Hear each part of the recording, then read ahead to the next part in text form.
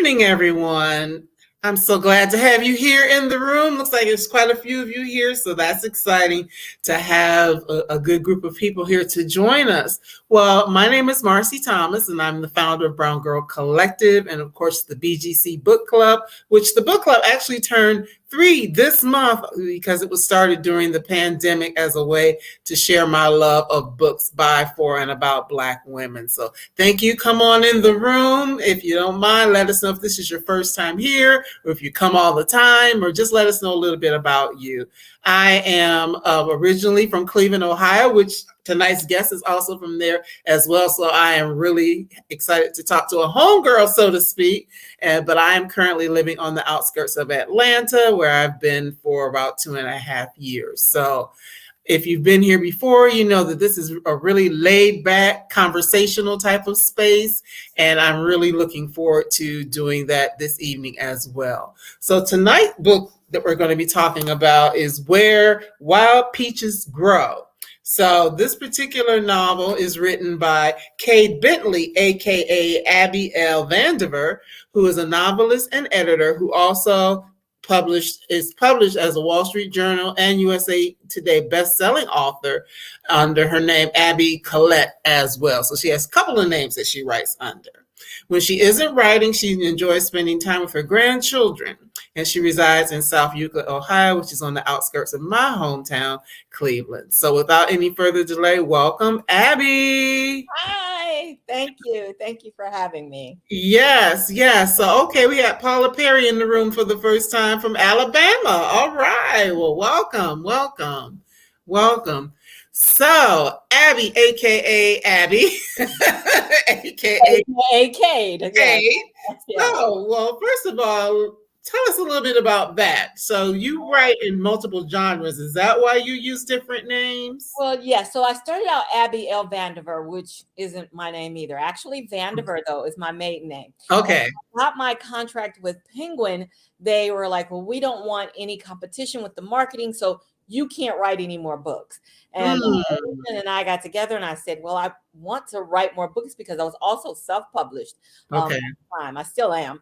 And I knew I'd write more books. So we came up with the bright idea that I would change my name for Penguin and only work under one name, and then I could keep Abby L. Vandiver. So they agreed to that, and we came up with Abby Collette. And Collette is actually my real middle name. Okay. But then I have people, and I write cozy mysteries. I like to say, I kill people. And that's what people expect when they pick up an Abby Vandiver or Abby Collette book. And I've been told so many times, Abby, whatever you write, I'll read. But then I wrote Where Wild Peaches Grow, and it's not a cozy mystery. It's a women's fiction.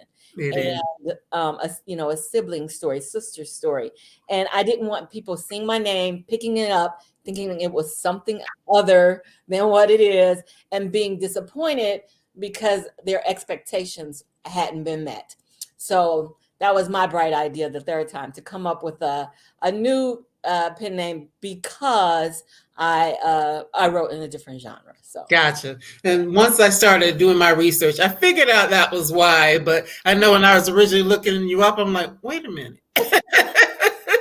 Who is she? Who is she? But really, what you're telling us is something that a lot of authors do, really, because like Toni Morrison wasn't really Toni Morrison, for example. Right, exactly. Right. So there is a reason why a lot of people do that, for a variety of reasons. And I see you have several of your books there behind you. So it's good to see that. Yes. So we see a little bit of what Abby writes. Yeah. So what was it about this particular story, Where Wild Peaches Grow? And I have a typo on there. Let me fix that. I'll fix my typo. But what was it that made you want to do something outside of your normal or what people have known you for? Well, I've always wanted to write something different. I'm not one of those authors that said, I knew when I was 4, I wanted to be a writer, and I carried around a notebook. That wasn't me. And so I started out in mystery because I enjoy mysteries very much. But I always thought, I want to try something different. And then a lady on Facebook, someone I didn't know, I don't know that I even followed her at the time, came to me messaged me and said, I have a story for you. It's this place in Natchez, the Devil's Punch Bowl. And she told me this whole little story. And I said, oh, I have to write a story about that. So that's when I decided to write it. I mean, it took a whole nother turn after I started my research on it, but that's when I decided to do it. And I said, I'll make it women's fiction. Although I did try to kill someone in that book too, but my agent said, don't do it. Don't kill anyone. Don't kill anybody this time. I was like, how do you write a book and you don't kill people? I was stuck. So, but I did it. So for those who haven't had an opportunity to read Where Wild Peaches Grow yet, give us a little background of what the story is actually about. Well, there's this little core center part of the book that kind of just lingers in the background, and it's I think the word is MacGuffin or something like that, where it's something like the Maltese Falcon, where there's something in the story. The story is not necessarily about that, but it's always there. So the story that the lady told me on Facebook is that in the Devil's Punch Bowl in Natchez, Mississippi, former slaves were driven into this canyon, the Devil's Punch Bowl, by Union soldiers, not Confederate soldiers. And it was only one way in, one way out. But when they got there down in the canyon, they started dying.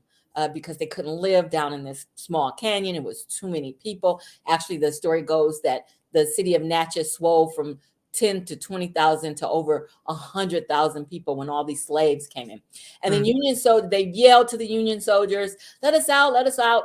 We'll go back to slavery. If you just let us out, we'll be happy to do that. And they said, no. And they said, well, we're dying down here. And they said, well, just bury them where you drop. And the story goes that they died. These former slaves all died in this canyon, and their blood is actually what fertilizes wild peach trees that grow in this canyon. But the locals won't eat these peaches because they know what fertilized them. And I was just so excited. So I did all this research, and I found the story in lots of places, but nothing that I felt was reputable. I used to be a lawyer, and I like to back up everything with facts, with case law, And then I found this tour guide who's on his website. It said, we take tours down to the Devil's Punch Bowl. And I go, he'll know all about it. And I called, and he said, if you're calling about that story, it's not true. And I said, it is true. I saw it on the internet. He says, not true. And we don't have any peach trees in Natchez. And I thought, what? I just saw a video on this. I've read all this stuff. So I called the Department of Agriculture for the state of for the state of Mississippi. And they said, no, we don't have any peach trees. And then I called University of Mississippi because they have an agricultural department. And they said, no, we don't have any peach trees in Mississippi. Oh, except for 2 that was planted on this one plantation because in the person's diary who owned it in the 1800s said that they had brought in 2 peach trees and planted them. But those are the only ones that we have. Wow. So then it made it more exciting to me. At first it frustrated me, but then it made it more exciting because that's a lost cause myth, that this story is being perpetrated, put out as truth when it really wasn't. And so much of our history has been misdocumented, or incorrectly documented. In our history, we're not like the people that go on those shows. We can't trace our roots back so many generations. If we just go back 2 or 3 generations, we don't get names. We get slave number 28 as our ancestor, and we don't know their names. We don't know where they came from. So that's the center of that story that the rest of my story is built around. And that story is 2 sisters that, because of miscommunication and betrayal that they thought happened, they didn't speak for 20 years. But now they have to come back together to bury their father. And you know how it is when you come to funerals, everything comes out. People are arguing, people are upset, people are crying. And so it's their hopeful reconciliation, but they have to work through those things. So it's a family saga based in Natchez, Mississippi. Yes, and quite a saga it is. as I was reading, it's just like, wow, there is so much, and the interaction of the characters and how they all kind of are all intertwined with one another, and I'm like, wow.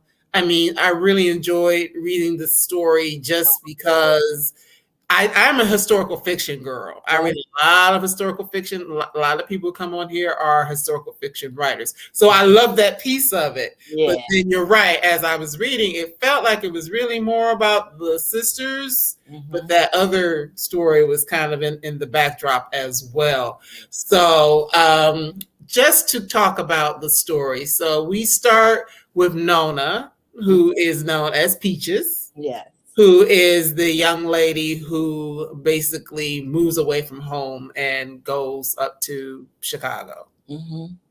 So we hear a lot of stories like that, where there is, for one reason or another, there is a sister or a brother or somebody who decides to leave home and live a different type of life. So tell us a little bit about Nona and how she, what's going on with her, what causes her to leave, and how she's trying to build a new life for herself. Well, she starts out because she's going to elope, and she didn't plan on leaving for good. She just wanted to elope and get married. She was young, just out of high school, and she was going to go up to Chicago because she knew that's where her mother had gone. Her mother left the family when they were young, and she didn't know that she did find her mother, but it was the route her mother had taken. So she decided to go. But the guy that she was going to marry, her fiance, didn't follow her there. And it really hurt her so much that she became a different person. And the fact that once she started school, she learned that the Devil's Punch Bowl story was incorrect. And she had based so much of her life on that. So that influenced her profession, because she became an African-American history or studies teacher, professor.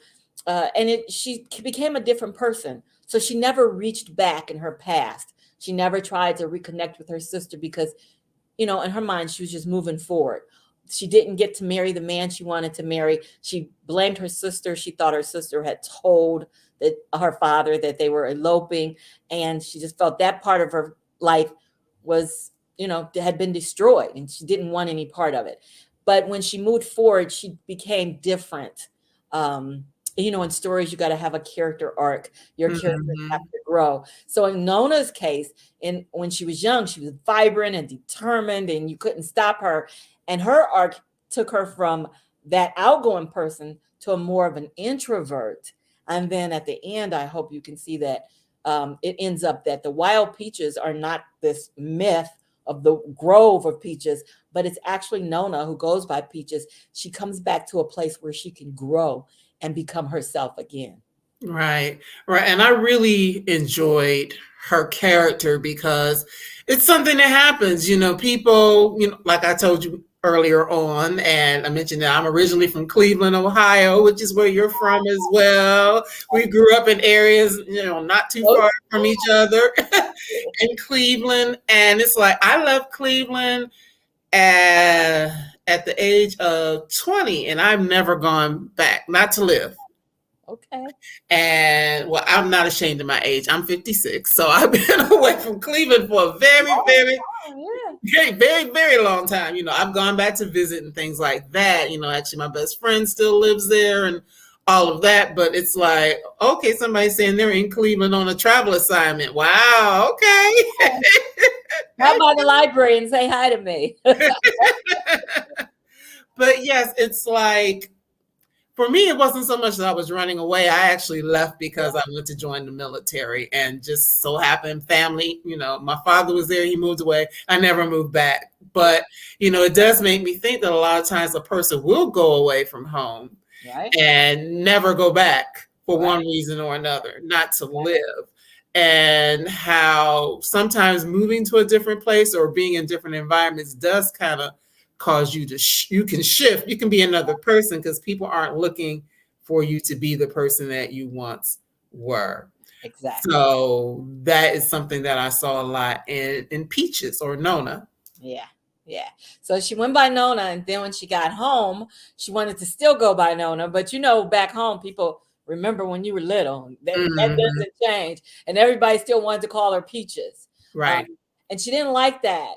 But as she grew and started to understand the things that had happened that caused her to be so angry, she kind of accepted again being Peaches and didn't mind so much that people called her that. Not that she could stop them, because you know Mhm.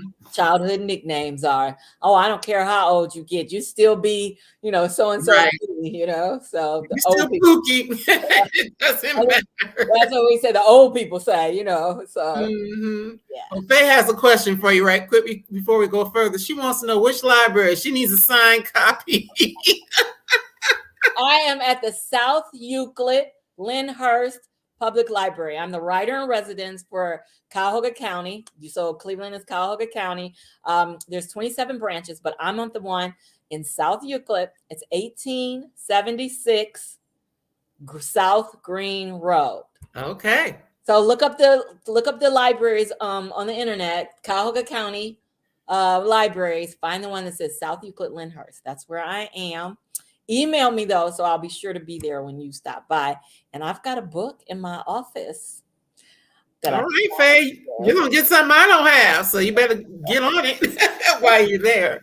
While you're there, but yes, it's just interesting to think about the fact that not only going away and being able to kind of define yourself for yourself, but Mhm. also the fact that things that happen to you at a certain space in life can really follow you for the rest of your life. We talk about that a lot in different platforms, how, your childhood traumas or issues or whatever will follow you. And this is Yeah. something that actually it shows up in both sisters, but, Yeah. just thinking, Peaches specifically, since that's what we're focused on right now.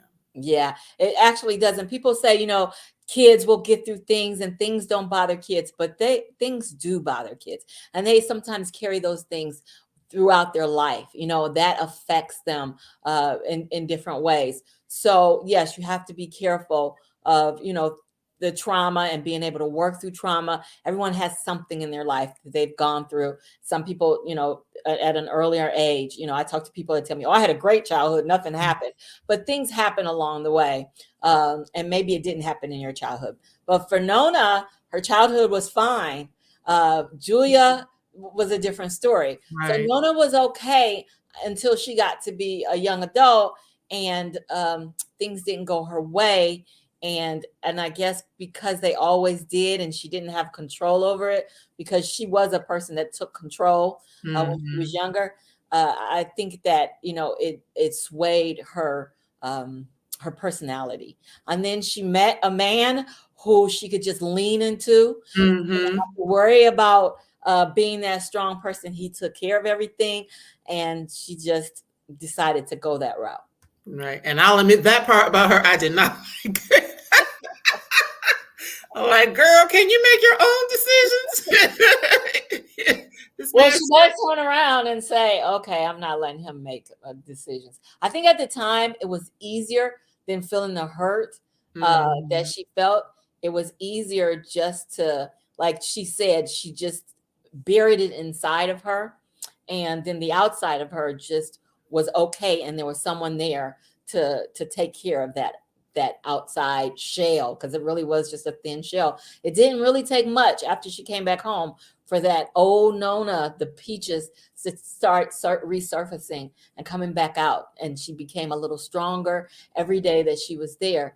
And so that's how she grew, Mm-hmm. The other piece of it, I was thinking about the thing of people returning home Mhm. when someone passes away. That happens a lot too. Yes. It's that person who's moved away, gone on with their life. In this case, and this isn't giving anything away. So we really don't do spoilers here, but in this case, she hadn't been in touch with people for years. So that we already know that. But to go back because someone has passed away, that's pretty tough. Yeah, and in Black families, we wait for people. We don't bury people right when they die. We wait till the next weekend or weekend after, because so and so got to come from Alabama, or so and so is coming from California.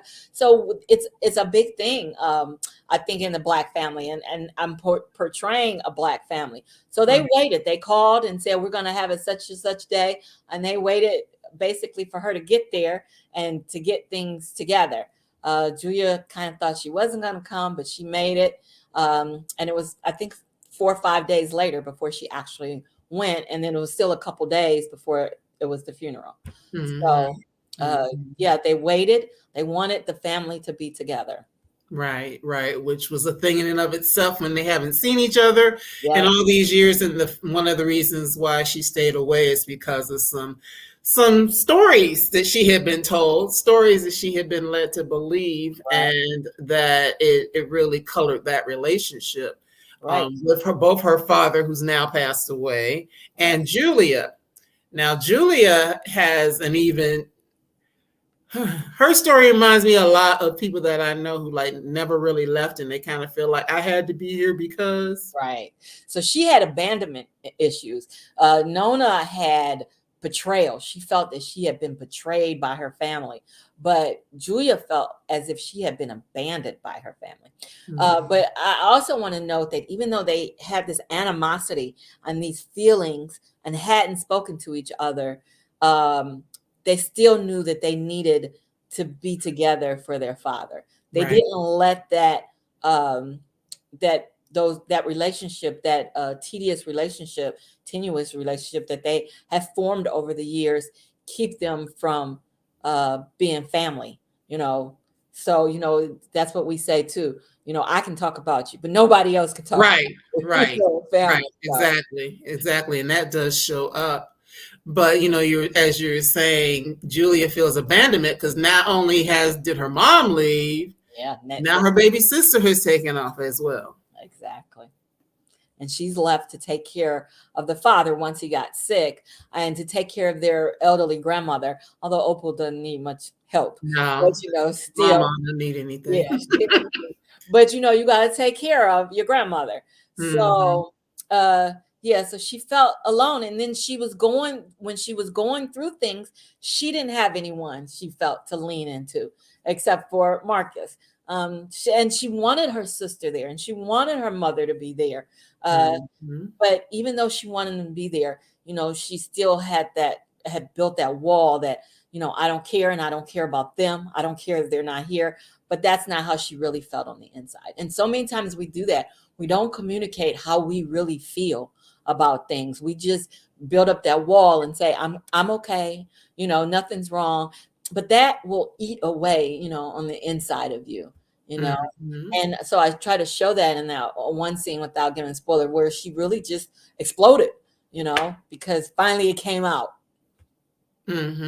That's true. Just holding that in, and the things that she's going through bad relationships, and and then she's trying to raise her son, and be a good mother to her son, and build a career, all of these things that she has to do as a single mother while taking care of her, looking after her dad, looking after as much as she will let her grandmother.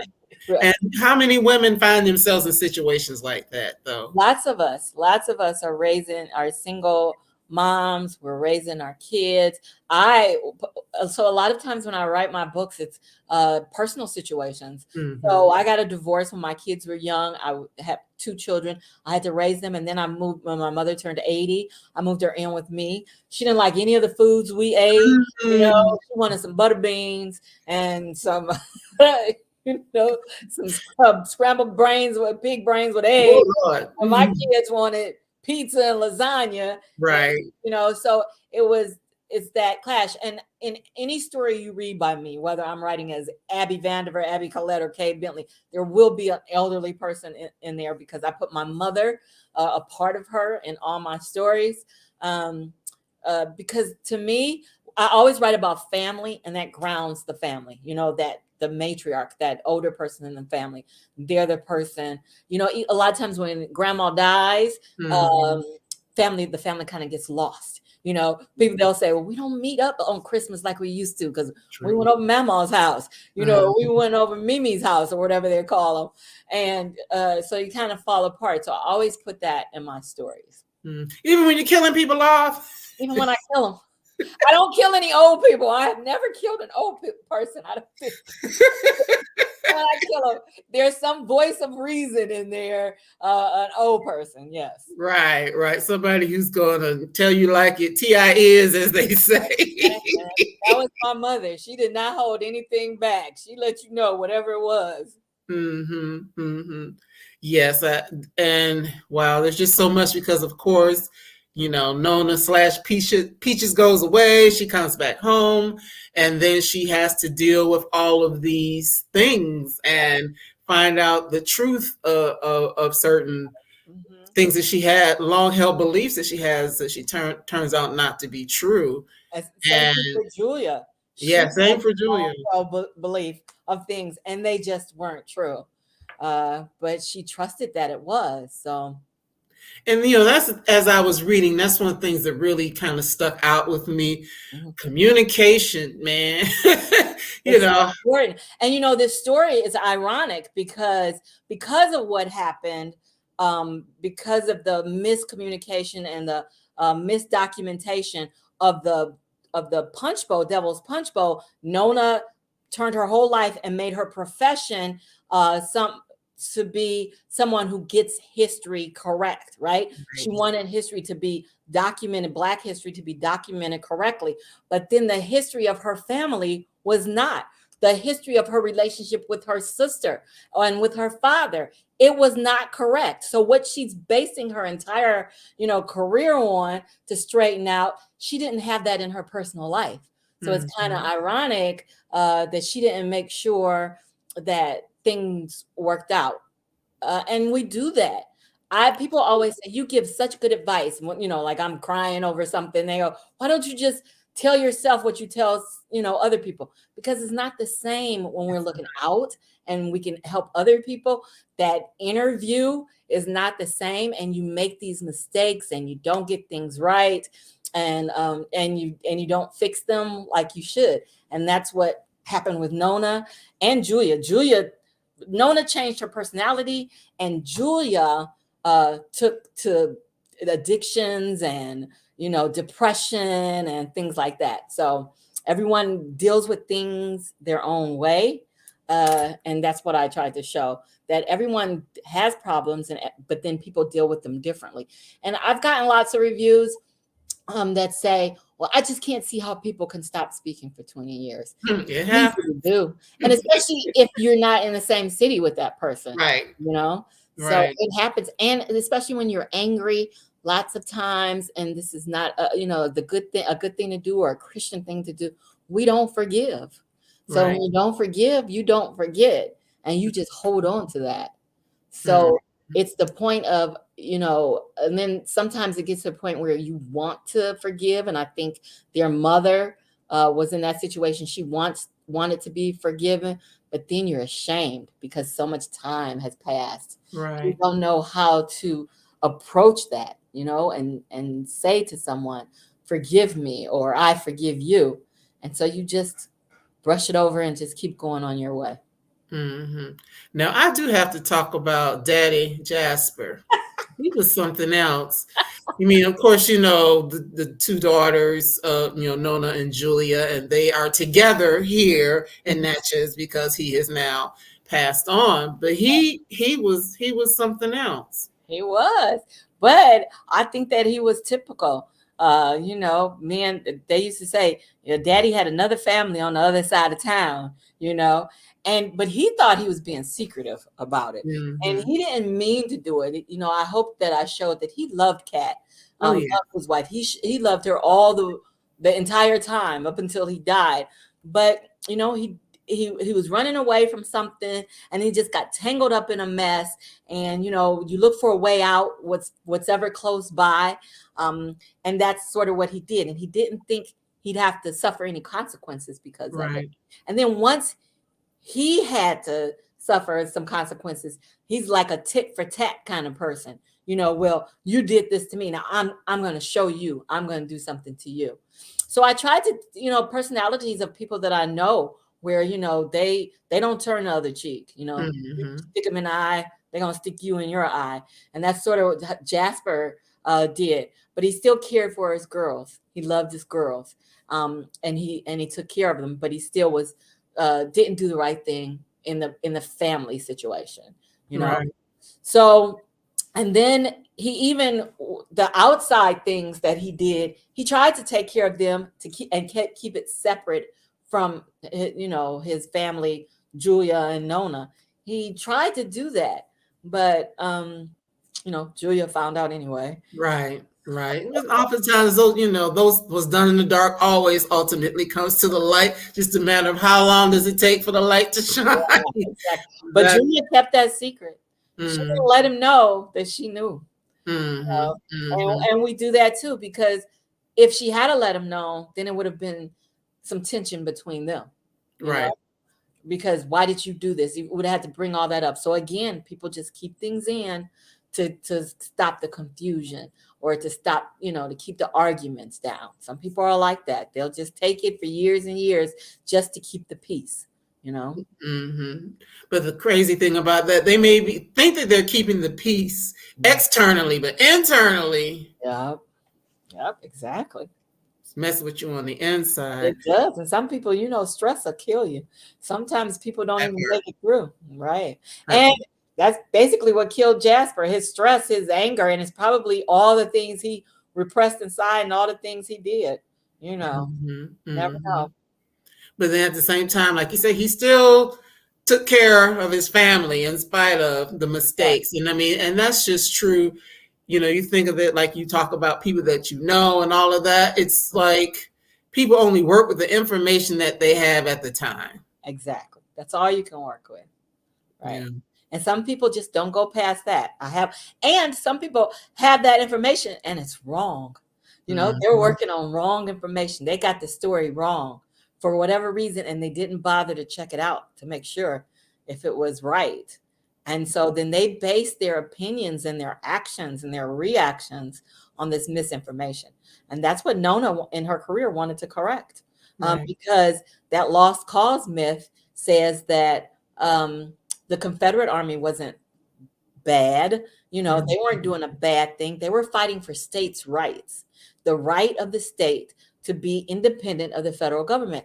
And that's a tenet of American government, is states' rights. So they're saying we're not doing anything bad. But the thing is, what they wanted the right to do was to own people, So it wasn't that. And then the other thing was the belief from this devil's punch bowl thing is that slaves were happy. They weren't unhappy. Right. So this whole fight with within the nation, North against the South, was unnecessary. Slaves were fine, and this story, this devil's punch bowl, says that they told the Union soldiers, we'll go back to slavery. Let us out. We're happy. You didn't have to come rescue us. So there's that misinformation that is still today being perpetrated, and that's why they didn't want the monuments taken down. Right. Because these people were heroes. But that's also why that Four Corners is there in Natchez, where that was the biggest slave market in the South. Natchez, Mississippi was the richest city in the South during the high course of slavery. And that's where they bought all the slaves to sell them. And there's still the shackles there. It's a monument now. So the guy who told me there were no peach trees, actually on our phones, we took our phones because it was the pandemic, and we did a Zoom call, video chat or whatever. And he took me around the city just like he would do if I had been there. And he showed me everything. So all of that is, makes up your life. It makes up who you are. I teach writing, and I tell people, when you write your characters, even if you don't put it in the book, you have to build a background, because we always say the things that happened before in your life make you who you are, right? So my characters, who they are today, it's because of things that happened before to them. So you have to build a real person almost, and so that's what I tried to do in my story and with my characters. And so you don't like Jasper too much, but he's somebody that you probably, knew like him, or knew somebody like him, or heard about somebody like him, so. Yes, and as you were talking, of course, the whole thing, and we're still dealing with it, people not wanting to tell the truth about history. Yeah. People, choosing to believe lies and tell lies, and they'll take it to their grave, that lie, which Yep. makes me think about Sanganet. I might not be pronouncing her name. And Jeanette. Sanganet. Uh-huh. That was her. Tell us a little bit about her. Okay, so Sanjanet is my niece's name, but my niece is nothing like the Sanjanet. Okay. So I called it because I wanted a French name, and my niece. Okay, Sanjanet. Okay. Yes. Actually, my niece always said Sanjanet. But we called her Sanjanet all our lives. She's a year younger than me. I was an auntie when I was born. And so I told her, I said, I'm going to write about you, but it's not going to be your personality. Right. So Sanjanet is one of those lost cause myth persons. She thinks that the slavery should be taught a certain way to the children in school. Same things that's going on now today. Right now. They want to leave things out of the history books. And that's why Nona says you have to learn history from the people who lived it. You have to listen to their stories. They may not be here, but they've written something down. And at the end, she goes and listens to this oral documentary.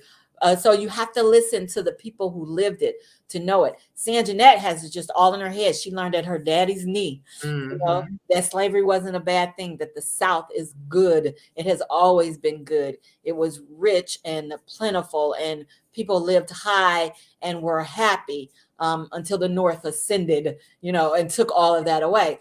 And so and she's one of those people that say, I'm not even though she believes those things, that slavery was okay. She's one of those people that said, well, I'm not a racist. I have a black friend, right. But she truly loves Julia as her friend. But you hear little hints of things, oh, I have an African-American child at my school, and I want to help him, So those are the things she does, even though she loves Julia.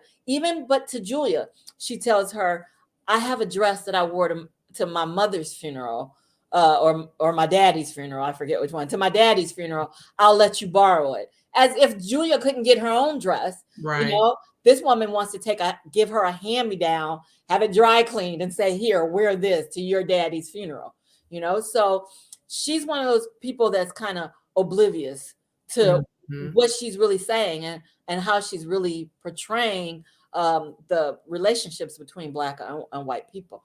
And what's bad about that is she wants to teach that to the children, right, and raise them up like that. So, basically she's my Karen, sort of. Yeah, she's definitely a Karen. So I had to put her in there because I had to juxtapose the relationships and show why the Devil's Punch Bowl can still thrive. Those stories can still thrive because of people like her who keep them going. She's the one who told her in the first place about that, told Peaches about the Devil's Punch Bowl. And then she had so many things going on with herself as well, so sometimes it's like being a little bully, you're unhappy and you're going to make sure, what they say, misery loves company. Right. She's miserable. I'm going to tell you this and make you think that, you're not happy, let you know you're not happy either. Everything's not good for you either. So, there's a little bit of that in Sanjanet too. But it was just to see how she had her way of thinking, and then Nona was the devil to her because she was wanting to teach and tell the truth. Right. But and then Ruby grew up. Her brother Reuben grew up in the same house, and he didn't have those same ideas. Right. Because basically, when they were kids, he fell in love with Nona. Right. That was his best friend. He wanted to hang out with her and whatever she was doing, and he just didn't see color. They were so young, Nona and her and Reuben. They clicked. They didn't see the color. They were just friends. Right. Which is very interesting because a couple of weeks ago, I had two young ladies on, one Black, one white, and we were talking about, the name of their book is Real Friends Talk About Race. Oh. And one of the things that came up in that is the fact that, you do have these people who who think that they're liberal and they're down with the cause, but a lot of times it turns out that they're really not, because there'll be things that come up or things that are said that let you know, like, you're a little suspect. So Jeanette was definitely that person. A lot of stuff, right? But Julia just overlooked that. And people say that to me too. Well, why did she just overlook that? And I remember my editor for the book actually said, "Why is Julia Friend was a racist?" I said, "She's not a racist. She just has different beliefs. She doesn't hate Julia because of her color. She just thinks that circumstances were different in history than what they really were." Mm-hmm. And you have those people. You have those people that think I get along with everyone, Right. but they feel differently about history. Or about, everybody's got a different opinion about how things are, why those things are like that. Everyone has their own opinion. So That's true. That's true. Now, we mentioned it briefly, Ruby or Reuben, but he was one of 3 men that Peaches had. Peaches had all the men. All the men. Or menses, as a friend of mine said, somebody that she used to work with said, I got lots of menses. I had lots of menses, yes. So she was something else, but it was just interesting to see that, it's like, there was Ruby, and how they were just friends and, played together and stuff like that. But he really didn't want her to, well, I'm not going to say too much, but he really wanted her to be available to him and be a part of his life and him. And then, of course, there's Marcus, who she was going to run off with to marry. Right. And then there's Eli, who's the man that she's dealing with now. Exactly. And present day, I should say. Right. But the thing is, she found out that she didn't need to lean into Eli. She could lean into herself. Mm-hmm. And she really didn't need anyone else to work those things out. But she also found that she still had, she still could love, those feelings, were still there. So I like that. I like that you can separate that. Yes, I love this man from, I need a man. Mm-hmm. So that's another thing that she found out. I think she maybe always knew it, but she just kind of gave up on herself. So, mm-hmm. And she was hurt, and even though both sisters dealt with their mother going away differently, I'm not going to say what happened with that because I don't give away too much, but they dealt with it in different ways or had, different experiences of that. There was still, some hurt there, Right.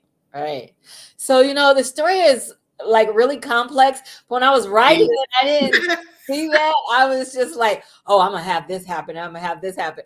And then when my editor got it, they were like, oh, it's so many layers. And it's like, oh, really? Because I don't remember writing that. But now as we sit and talk about it, I see, that there are these layers and things. But that's life. Life is complicated. It's always something and something else, Once you start peeling back layers, to who we are as individuals, to what's going on around us at any given point in time, the fact that you can have 2 children in the same household, in both the case of Peaches and Julia and Ruby and Sanjanette, like 2 children, because they were siblings, 2 children in the same homes that grow up and have totally different thoughts and ideas. Exactly. But we're supposed to be individuals, so I guess that's not, But that's still always surprising to me. And even mothers will say that. How did I raise the both of you? Because you're 2 different people. How did the same person, I've said that. It's like, oh my gosh, what is wrong? My son will have, my kids are 40 and 44, and they have completely different memories of our house and things that happen in it. You know, Wow. my daughter is the oldest. She's always there's Aaron making up his childhood again. And Aaron is just adamant. And Sanjanette, my niece Sanjanette, she's the one who does it for our generation. So as I said, I was an aunt when I was born, and we are all stair-step. We were like a year apart. I got right in the middle of my nieces and nephews. It's 13 of them on either side. Oh, wow. And my niece Sanjanette, she remembers that, and she goes, and she gets upset. She goes, "You guys, you remember that time we went to?" And all of us are like, "No, that never happened." You know, so she has a whole different memory. And we all were in my mother's house. My mother had a 6-bedroom house. It was just me. My father took sick when I was young. So he was in a hospital all the time. And so all the grandkids lived with us all the time. And it was just us. And she has this completely different memory of everything. So yeah, it's weird. You know, 2 kids will act differently. They'll remember things differently. And as I said, what you feel like you've gone through, because perceptions are real, that dictates how you deal with things now. Mm-hmm. And that's exactly what happened in both of those households, how they dictate. Reuben grew up to be a civil rights attorney, right? You know, because of his love for his friend, you know, that friendship that had blossomed. And Sanjanette had a whole different idea, and she wanted to also be involved with people's lives and to teach them the way she felt. So yeah, it's something, because all of them wound up, because thinking about Julia, of course we talk about Nona, yeah, and Nona / Peaches. We talk about what she did being, you know, and a professor and all of that, but Julia being in real estate because her dad owned a lot of properties and stuff like that. So right. So she followed in his footsteps. Exactly. And Nona went to Chicago following in her mother's footsteps, even though she didn't know where her mother was, or even if she stayed in Chicago. But she wanted to go that way. So how long did it take you to write this story, piecing all these things together? Because there is that historical component that you had to give time to, and then writing complex, well fleshed out characters. How long did this process take you? So this book took me a long time, because I can write a book in 21 days. You said what? I'm actually taking a class tomorrow night online to my IG page on how to write it in 30 days. And I can write it in about 21 days. I don't do drafts. You know, some people write and maybe have different drafts. I don't do that. So I think, but this book, because it's woman's fiction, and I wanted to write it from an omniscient point of view, which I did not know how to do. I learned that. It took me about 3 months to write. How long? 4 months. 4 months. And a long time for me. Okay, now we're going to backtrack to the whole 30 days thing, because we want to make sure people who want to get in on your class can do that. But you said 4 months? Yeah. And you said omniscient point of view. Right. What does that mean? So I had to learn that. So there's different points of view. So when I write my cozy mysteries, if you've ever read any of my cozy mysteries, I write it from first person point of view, where you say, I was here and they gave me that. The person is telling the story. And when you write from a first person point of view, it's sort of like taking your reader's hand and you're taking them into the story with you. You know, the protagonist, whoever telling the story. And so they have like front row, they're in the story, right? And then there's third person, second person. But there's a third person limited where you tell the story. You don't take the reader into the story with you. You just tell the reader about the story. And it's how we usually tell stories. Because when we tell a story, we tell it in third person limited. I went to the mall today, who I saw, haven't seen them in 30 years. Everything is past, right? And it's him, her, them. Okay. But third person omniscient is a God way of view. In third person limited, when I tell the story, I don't know what's going on in the room. Right? I don't know what's going on outside the room. I don't know what happened in the room before I got there. I don't know anything else that I can see. I don't know how other people feel. I can look at their faces, maybe see if they're not happy or if they don't feel well. But omniscient is a God. They know everything that's going on in the room, everything that's going on outside the room, everything that happened in the room before they got there, what's happening on the other side of the world. They know everything. They have a God's eye.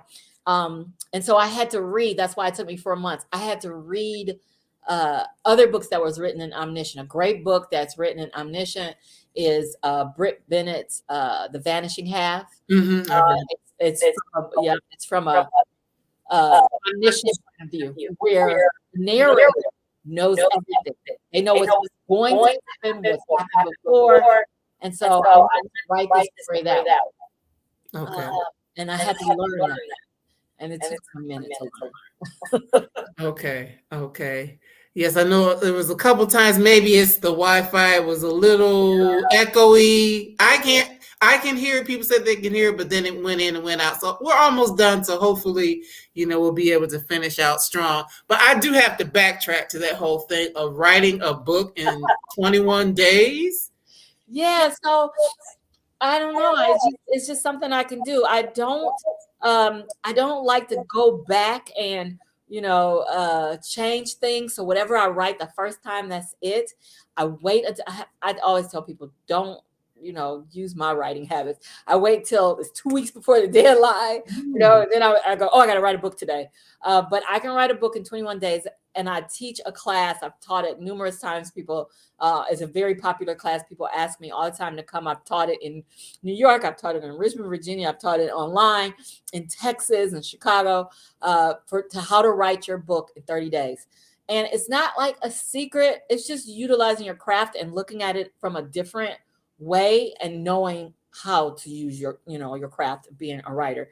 So if you have there's that echo again. If you have Instagram, follow me on Instagram, and I have a post, or don't follow me, just come and look at the post. There's a link there. I just did a webinar yesterday, self-publishing versus traditional publishing. I talked about that, and now I'm going to start this series. So the first one tomorrow is a 30-day novel, and then the next one is Thursday. It's plot and structure, and then creating believable characters and dialogue. So those are like the components you need to get a book started. As the writer in residence for Cuyahoga County, people come to me with their manuscripts and want to know, and I teach classes there at the library.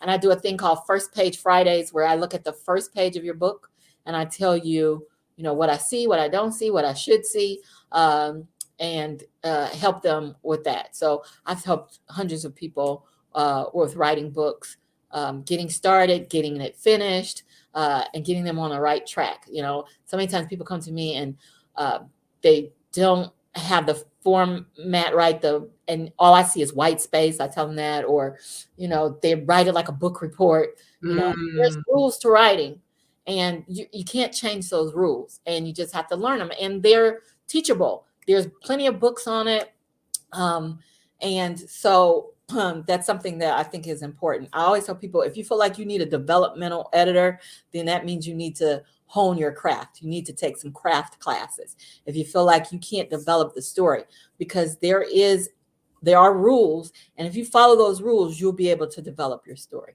So that's what I teach in my class. Wow, that's exciting. So now I'm sitting here thinking like, I have an idea, and I need to do some things and flesh some things out, and then take a trip up to Cleveland and come hang with you, come kick it with you. I do that all the time, and I love doing it. Helping other writers. I feel like writers, we have to look out for each other. We have to share, because we get our rejection letters, we get our bad reviews. We have to be there for each other, help each other grow. Whatever I know, I like to share with others. I teach a lot. My seminar tomorrow, there is a fee. The one I did yesterday, there isn't. It's $59 for tomorrow's class. But yesterday was free. I do free classes at the library. I do paid classes, as I travel around the country. But I always tell people, you can get to me. This is my email address, right? What you see right there, Abby L. Vandiver, no period, at AOL.com. Okay, I'll put that in there. Yeah. Ask me questions. I'm terrible at answering emails, so you give me a nudge. If you sent me something, give me a nudge. I don't mind. You want me to look at something, you have a question. I tell people I'm not going to read your whole book, but I will read some of it and I will help you. And I'm not going to write your book. And you don't want me to write your book. You want to write your own book. You just need to know how to do that. And I learned because I was a lawyer and an economics professor. I didn't have to write fiction, so I had to learn. I would sit in front of my computer like this and read reviews and read people's things and try to figure out what they did until I got it right. And I'm still learning. I definitely don't have it all right. I'm still learning. I read people's books now, not a lot of times, not as a reader, but as a writer. And I see the things that they do and what I like that they did and what I don't like. And I try to incorporate that. That's why I wrote this book in Omniscient, because of Britt Bennett's book. I go, oh, I want to do this. And I always tell people, don't write Omniscient. It's too hard. It's head hopping. You can't do it. So when I tried to do it, my writing tribe read my book and they were like, wait, this is head hopping. I go, no, it's Omniscient. You're like, yeah, right. So I really had to learn how to do that. Wow. I appreciate you sharing it. How many books total do you have under your belt with About all of your 35? 35. So how many years have you been writing? 2013. Okay. One time, this is what I do. One time I decided I'm going to start a new series and I'm going to put a book out on 3 of my grandchildren's birthdays. And their birthdays are May 23rd, June 17th, and July 15th. So that didn't even give me 30 days. That's when I found out I could write a book in 21 days. Wow. And I self-published those books because, of course, traditional publishing, you cannot get a book out that quickly. And I wrote those books. I sold them for 99 cents on Amazon, which if you sell your books for 99 cents, Amazon only gives you 30 cents. They keep 70 cents. Wow. And in 3 months, with books I put out that quickly, I made $17,000. So that's when I knew. You're like, wow. And by how many pages? I'm just thinking, because I know this one is close to, it's like a little shy of 300. Yeah. So it's different in the traditional world and self-publishing world. And that's what I talked about yesterday. So a self-published book, you can get away with 30, 40, 50,000 words. But when you're traditionally published, your editor will tell you, I need 75,000. If you're writing mysteries or women's fiction, I need 75,000 words, no more than 90 words. So it's different. And originally I had to learn how to go. My first book was probably about 250 pages. So actually my first book that I ever wrote, it's called In the Beginning, which shows how dumb I was about writing, because, you Google In the Beginning, you're going to get God. Right. You won't get me. I didn't even know what to name the book. And it was 120,000 words. And it was like a mystery kind of book. And that is way, way too long. So I had to cut it down. It's easy not to know what to do and not to get it right. So that book is about 85, 90,000 words now. And then as I started writing cozy mysteries, I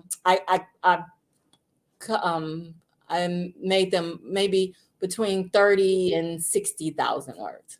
And then now that I self-published, because you can see all my books are thicker. And this is a big book too. Right. It's trade, they call it, trade paperback. I write 85,000 words. And I still can do that in 21 days. I'm just like, wow. I have another friend from Cleveland. She lives in the Atlanta area as well. Her name is Terry. And she always says that she wants to write. So if she's not watching, I'm going to share this with her and be like, hey, Terry. She's back and forth up there all the time. Be like, next time you go home. Come see me. I can go see Abby. Since you say you want to write a book, you need to go spend some time with Abby. Because, that's remarkable.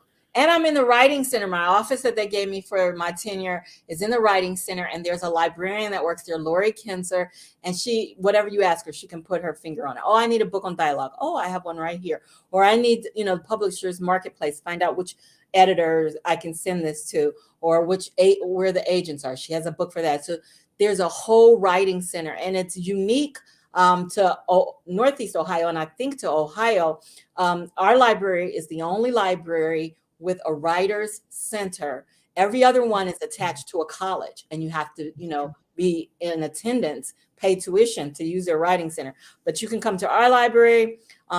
There's, seats there. Actually, I just did Instagram post on it today where I showed the writing center and I showed my office. You can come and get a quiet room in there. They have all kind of classes, and they're all free all across the 27 branches. The writing classes are free. They have a series, fiction writing, and it's a 6-week class. So it's a good thing. Okay. Yes. And my mind is whirling because, I do have a day job, and in my day job, I work from home, but I can work anywhere. So I'm like, and I might need to figure something out. Even though you have that 8 to 5, I can still, my little tricks or whatever I'm going to teach you, craft your, the way you use your craft, you can still write that book in 30 days, even with your job. Wow. That's exciting, y'all. Yeah. I know our time is up, but I'm just like, I'm wowed. I'm blown away. I mean, the book itself blew me away, but just to understand, what Abby is doing. This is why you need all these names so you can put all these books. I know. So whatever you decide, whatever hits your heart, your spirit, that makes you want to write, you can go ahead and put that out. So that's pretty exciting to hear about that. So of course, because you do write so much, what is there anything in this vein we have coming up again, a women's fiction, or are you continuing with the mystery, or what can we look out for from you next? Well, I am working on another women's fiction. I would like to do more of a historical fiction. I want to write something about the Tulsa race riot, 1921.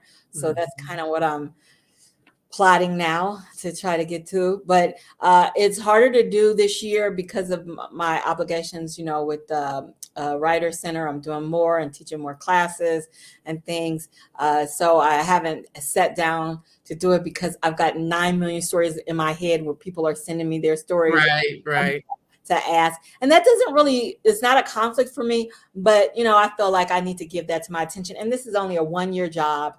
So I have time still to work on that. And I have a murder mystery in my head too. So. Okay. All right. You got to kill some people. I got to kill people. What I do. You know what? It's better to write about murderers than represent them in court. So I'm good. Well, I said I was going to be done, but I'm sorry. So how long were you a lawyer? And what type of law did you practice? I was a lawyer too long. I practiced whatever knocked on my door. Okay. I went to law school with everybody else that was specialized enough. So I always felt like I could do that too. I always think I can do everything. So I did criminal. I did a lot of rape cases. I did criminal. I did bankruptcy. I did federal. I did civil.